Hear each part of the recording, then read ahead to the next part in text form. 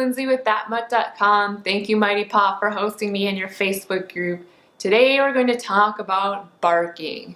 And I know this is a really general topic, so I'm focused on barking in the house and barking in the yard, but this is just a start of the discussion. So in the comments, feel free to list out your specific problem or question or your ideas, and we'll go from there. We'll just use this as the start to the discussion. So I have 4 ideas. The first, list out your dog's exact triggers. What is it that's causing her to bark? If you don't know what's causing her to bark, it's hard to stop the behavior. So if you don't know what her triggers are, just observe your dog, try to figure out why she's barking in the first place. Her triggers could be anything. It could be people walking by the window. It could be squirrels in the yard. The wind. It could be she's bored. She's begging for her next meal, or she wants attention, or somebody's walking down the hall in your apartment. It could be anything. You know your dog, so list out why she's barking in the first place. Okay, once you know your dog's triggers, the second thing is do what you can to manage the environment, and that way you can manage your dog's behavior. So you can't control everything, but you can do certain things to decrease the triggers. For example, if your dog barks at people walking by the window, you could close the curtains, close the blinds. Or if she barks at people outside when you're not home, maybe you just have to leave her in a kennel or in a crate or in another room for now. It's just a way to manage the barking. If she barks every time you let her outside in the yard, she tears around barking at neighbors, bikers, kids, squirrels, whatever it is, you can take her out on a leash every time for now. This is not a long-term solution, it's short-term. It's a way to manage the barking, decrease the habit for now while you begin to work on training.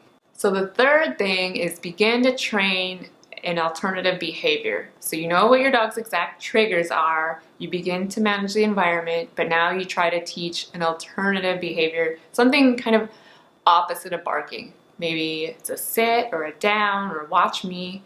And the way to do that is have your dog on a leash. It could be a long leash if you're outside or on a leash in the house. You know when she's likely to bark because you've listed out her exact triggers.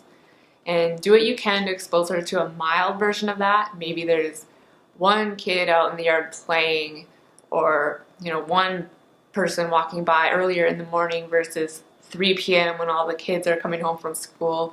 Try to expose her to a mild version of her triggers, and then work with her on a leash with treats and reward an alternative behavior, like something really simple. Sit, down, watch me. You can reel her in with your leash and then use treats to reward something other than barking, something simple.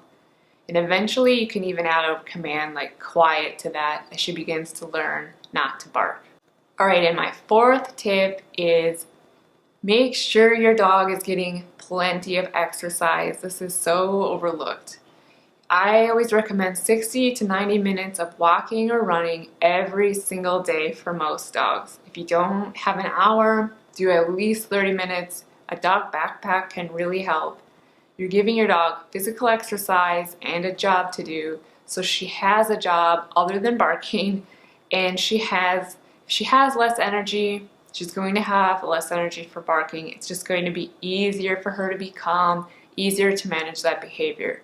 So a long walk every single day, a dog backpack really helps, and then you can use food dispensing, treat dispensing type toys, feed one of her meals in those every day. It gives her just a 5-10 minute job to do every day, and then work on training 5-10 minutes, just general obedience or tricks. You're giving her something to do, giving her a job to do other than barking. Alright, so we have list out your dog's triggers, manage the environment, begin training an alternative behavior, and then make sure she's getting plenty of exercise. I know these are very general ideas, so let's use this to start the discussion. So in the comments below, leave your specific problem or question, and we will go from there. For more, you can always visit thatmutt.com, and thank you, Mighty Paw, for hosting me in your Facebook group.